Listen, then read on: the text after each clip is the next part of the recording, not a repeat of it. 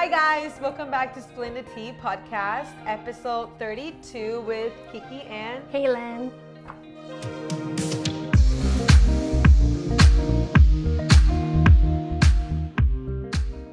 Mele Kalikimaka. Feliz Navidad, my friends. Happy holidays. Happy Hanukkah. How are you guys doing with the holiday stress? I cannot believe it. We're literally at the end of the year. Very stressful, it. not very cutesy, not very demure. I know there's been a lot of stress going on at the cafe, some of the parents. How are you doing? Yes, parents are very stressed out this time of year, but to all the moms, we don't have to be perfect. I just want to remind everyone, we don't have, I know it's very cute. We don't have to do all the super cute goodie bags and desserts and all of that. We can try to slow down. I think we can set that intention. Like, let's slow down and try to connect with people or with ourselves. And I would like to set that intention. I think that for me, the intention that I would like to set around this time is to love unconditionally. Okay. I want to be able to listen to everyone's views and just love everyone unconditionally. Wow, that's a lot of growth, Kiki. A lot. I promise I'm not going to have any argument this holiday season with any of my family members. And then, yeah, just stay true to myself. Yeah, so some of the kids do go through more crisis during the holidays. I want to shed light on that. It is a celebration. It is really a time to connect with family members and loved ones. And there's people who don't have that. So we want to be sensitive, especially in the cafe. We do try to have like holiday events that are not clinical so that anyone can come. It was really nice to see the kids over Friendsgiving. And our ornament party. Yes. That was a good one too. Some of the stressors that I've been listening or hearing to at the cafe while the kids are playing on the PS5 is, oh, I have to go back home. How am I going to deal with my parents after the politics, right? Different point of views. Or what if I accidentally get outed by one of my family members, right? And it's sad because they're already building that anticipation that something's going to go wrong. Right. I think it's important that we kind of talk to the adults and also to the kids, well, mainly to the kids, about how can you de-escalate yourself? How can you make sure that you're prepared for these situations? And really like keeping yourself safe. We want to teach the kids how to de-escalate themselves and make sure that they can handle conversations in a way that's more neutral. I agree. I think that sometimes we just get so passionate about wanting to deliver a message that we can come off aggressively when we want to be able to have conversations with family members from a point that's going to allow them to understand. Because sometimes, right, if you come too defensive, like the other person might just block themselves, right? And they may not want to listen to you. I think that it's very important that when we go to our family gatherings, that we already go beforehand identifying who's my sunshine people, right? Nice. Like, who's my safe people? If I am in this uncomfortable setting, I know I can go to Auntie Haylin, right? Like, who's your sunshine people? Can we say more about sunshine people? Yeah, it's just being around people that energize you versus being around people that drain you. And we can kind of tell the difference. Everyone has good and bad days, but if you notice a pattern of feeling very drained by someone, then I wouldn't recommend being around those kind of people, especially when you feel fragile or when you feel like you're all alone. And so it's important for us to be around people that feel like sunshine. And I think it's a cute way to illustrate that feeling. I agree. I really like it because, you know, if you think about it, sunshine makes you feel warmth, makes you feel more energetic, right? Makes you feel more alive. I mean, I think we all agree that going for a walk or even just being exposed to the sun after being in school all day or after being in the office is really refreshing, right? So who in real life, who in person form makes you feel like that, right? And just really identifying them so that you can always go back to them if you feel in danger. Also, I want to tell everyone to just give yourself permission, right? To listen to your inner child, to identify, or if you are able to identify what would your inner child would have wanted from someone, if you were put in XYZ scenario, then do that when you're exposed to that, right? I think also don't be afraid to protect your inner child. Yes. And give yourself permission to also protect that child, right? So what I mean is, I don't want you to be in a situation where you are forced to abandon yourself. there's other ways to be neutral and not have to abandon yourself or your beliefs or who you are. What's like a common one that the kids are running into right now? They get misgendered a lot. Okay. They get misgendered because, you know, one parent or one family member is not ready to use the pronouns, or they just want to ignore it completely. So definitely misgendering is one of the stressors. Yeah, I think it's important for the kids to understand too that it is a journey for people. I'm not excusing it in any way. And also, I want to make sure that people are at peace as much as possible. So having a plan about what you might say to someone who is misgendering you, having an ally, like maybe if I, like, for example, I'm making this up, but if Matt was like, I don't really feel comfortable with talking about my pronouns, you know, it's a weird thing, then maybe I would step in and say, oh, by the way, like Matt is going by he, him pronouns or whatever. And then we don't expect people to just use them because it's a transition and it's hard for people.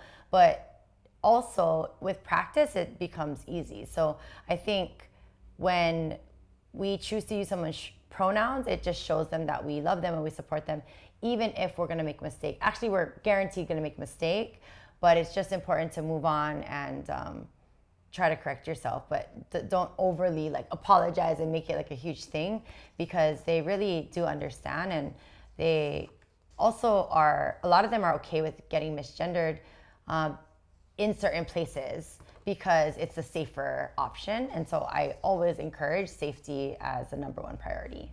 I agree. And for those teens that are put in this situation or like scenario where you have already shared with that family member that, you know, those are not your pronouns, but you see that is like they're not making the effort to change, right? Then I would just also try to speak up. If you feel safe enough to speak up, it can be something on like, hey, just a reminder, my pronouns are she, hers, right? Or it can be something as like, hey, I know we're still learning and we're still getting used to it, but I'm she, hers, right? Only if it feels safe, right? Because we also don't want the teens to be taking action in scenarios where it's not safe for them to do so. But speak up, you know, tell the people who your pronouns are, tell your friends and families, encourage them to continue using them. I know it can be extremely hard. Having an exit strategy for uncomfortable conversations, it can just ease your anxiety a little bit, right? So if something gets escalated, you could say, I am going to just take a break, or I'm going to go use the restroom, right? You could also say politely, because I think it's important to say things, but when you say it in a respectful way, it either confuses the person, or it's really hard to be shouting at someone who's just pretty neutral. And so not only are you gaining that emotion regulation skills, but you're teaching someone how to treat you. I also think that, you know, I understand that a lot of family members are very curious about your transition or the changes that you may be or who undergoing. You're dating, or yeah. And honestly, if you're not are. comfortable sharing that information, you can always redirect the conversation, right? Yes. It can be something like, oh, you know, I appreciate that, but I'd rather not talk about it, or at this moment where I'm not ready to share that, or I would rather not talk about that. Let's focus on some other things, right? Or just know that you have the power to redirect the conversation and put the boundary of, it's your story. You put the limits to whatever you want to share and answer. Yeah, or you could just be like, too personal. Yeah, you know, period. Like, it doesn't have to be a whole therapy session too. Like, you could just be like a look and be like, okay, I'm good. You know? You can just say, I'd rather not. Just leave it there. But please try to be respectful. Oh, yeah. So that the adults don't get super mad, and, you know, just keep it chill. Sorry, guys. I know that I've said this multiple times in the past, but I'm still learning. And as you know, my intention is to show up and love everyone unconditionally. You cannot fight with your family this I know. Christmas. I know. Promise me I you're will. going to show your beautiful growth. Okay. I will. I'm But excited I for hope you they guys. show their growth too, because I gotta see their growth. They have shown their growth. They both are Republican and they both voted blue this year. Like, how much growth do you expect from them? Like, I'm so proud. You can show your growth. I'm proud of you too. I will, and I am gonna have conversations that, you know, lead to change, and motivate people to have a good impact. So I just hope you do the same. Yes, mostly connection. Yes, we gotta definitely gotta stay focused on being connected and staying present with our family members, and also just continue staying grounded in your truth, right? Yes, we say in Hawaii ohana, and ohana means family, and what that actually means is that we put our differences aside and we come together when it's time to celebrate like this, or when our family member is in need. So we are going to show up no matter what, like politics or religion, like all of that does not matter when we're talking about the love of a family member. I agree. I think also because not everyone's gonna have positive experiences during the holiday season. So I also want you guys to use this technique, if you could call. Grounding technique? No, Okay. it's gonna be a good one. Before and after a family gathering, but also just prepare yourself with responses for common scenarios, right? So if you think that you're gonna be constantly having like microaggressions for your family members, you can always say like, practice with yourself what's gonna be that language that you're gonna share. But I would say something like, I hear that it's a misconception. However, like X, Y, and Z, this is the truth, right? So just kind of role play what those microaggressions could be. Or like, Grandma, you can't say that, that's racist. Yeah. Or, Mom, I don't think you can say that anymore. This is a better way to think about it, right? Just what you said. Mom, you can't say that. This is a better way to say it. And I know, but I'm just like, I know the parents are like, why are you telling the kids to do that? But if you can say it in a respectful way, my point is that both people get their needs met. You know what I mean? It's not like I have to believe everything you say exactly how you expect me to say it. And if not, then I'm disowned. Like, I think the mom or whatever, the dad, the parent, and the child would just become closer if we just try to respect each other's opinions in general. I agree. Okay. How do you think the teens can like ground themselves after a holiday party or a holiday gathering, Like if family they're gathering? sad? Mm-hmm. I think number one, giving your inner child that love. So what, Kiki, remember what you said earlier? Like, try to understand what you needed.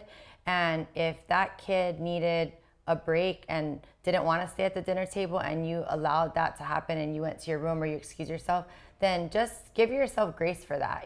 Give yourself compassion and don't be so hard on yourself and don't expect relationships and things to change overnight, but be proud of yourself for the tenacity you have and just that growth mindset. It takes a lot of work to continue every day, and so I really am inspired by all of you guys who decide to keep doing that. So please just continue, stay another day. I agree. I think other ways that you guys can ground yourself after a family gathering is practice self-care, right? Yeah. Does that look like a bubble bath? Does that look like calling your friend and venting about Journaling it? is always so good for you guys. Does that look like journaling, doing a scrapbook? What does that look like to you? What's self-care? Work on your business. And work out. Once you identify it, then go home and practice that, right? Another thing is, sit with your emotions. Set an intention. We already did. Did you set yours? Mm-hmm. What was it? It was to show up to the table in my home with unconditional love. Oh, yeah. And just be truth to myself. Thank you. So I'm going to love them regardless, but I'm also going to speak up about the things that matter to me the most. Okay. Anyway, also just meditate and just sit with the thought that there's nothing wrong with you. And what you experience is only a reflection of the other person. It has nothing to do with you.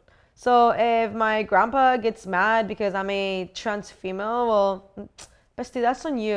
You know what I mean? Like, don't give me your headaches. I know it hurts. I know it's very challenging and hard to process that a supportive, you don't have that supportive piece or grandpa or grandma or whatever. But also, it's your peace. So at what cost? So just know that there's nothing wrong with you. And just sitting with that thought, I think it's going to help too. Yes. And then if there's any kind of religious issues that come up, also same concept, to try to be respectful of everything that you say and and try to have like unconditional love for people, and always try to lead in a way that people want to follow. Like we said, try to lead with love. And it is okay to be angry, and it is not okay to be abused.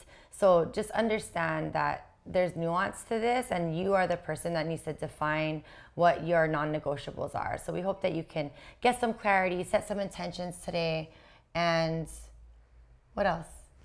That's it. Do you have a thing that you're looking forward the most? For Christmas? I'm looking forward to spending time with the kids. I'm looking forward to spending time with my grandma and just really being present. I think that should be my intention, just being present. I love that. I am looking forward to the food and being with my family. I miss them. I really, really miss them. It's been so long since you've seen them. Yeah, it's been almost a year. So sad. But I'm excited to see them soon. And yeah, if you are a teen in need, just come to Spill the Tea Cafe. We are going to be closed on, what is it? Christmas Day and New Year's Day and New Year's Eve. However, if you have an appointment schedule, appointments won't change. If you're looking to schedule an appointment during those times, just reach out to info@SpillTheTeaCafe for some more availability. If you would like to create an impact today, please feel free to go to our website, spilltheteacafe.com/donate, and consider donating today. Is there anything else? And if I could just mahalo everyone for this past year. It has been an extremely transformational year. And lots of growth. We've learned so much. And what we really learned is that this is the community that has been there for us since day one. And this grassroots community is, I don't know, more powerful than anything that I've experienced. So thank you from the bottom of my heart on behalf of my kid, my family, my beautiful team, my amazing team, and all of Spill the Tea Cafe. Thank you guys so much for all of your support. As a reminder, we offer high quality mental health services to all teenagers in the state of Hawaii, and it is at no cost to them because of supporters like you. So mahalo nui, and happy holidays, everyone. Gracias.